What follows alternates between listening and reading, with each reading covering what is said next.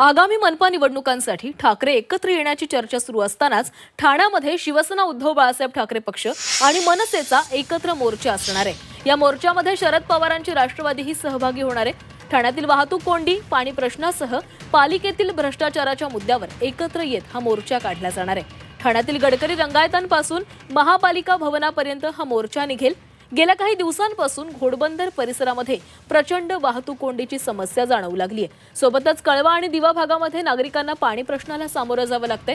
या सर्व प्रश्नांवर दोन्ही ठाकरे बंधू एकत्र येऊन आवाज उठवतायत।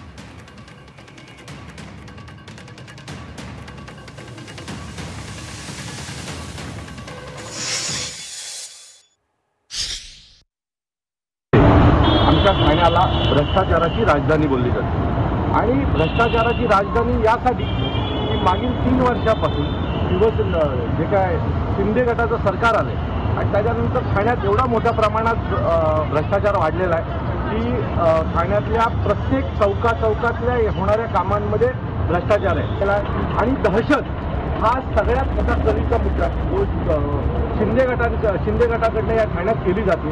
तो या सर्वाला विरोध करण्यासाठी आमचा मोर्चा आहे की तुम्हाला गाडण्यासाठी आम्ही येतो।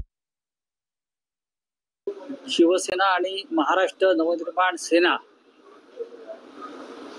यांचा एक मोर्चा निघतोय आणि मोर्चाचं कारण स्पष्ट आहे। ज्या पद्धतीनं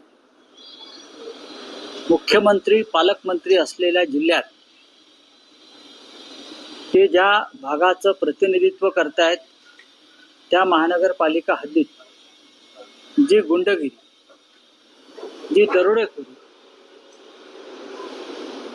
जो भ्रष्टाचार, जी लाचलुचपत सुरू आहे त्या विरुद्ध हा मोर्चा आहे। मातोश्री 2च्या बाहेर जाऊन आंदोलन केलं पाहिजे।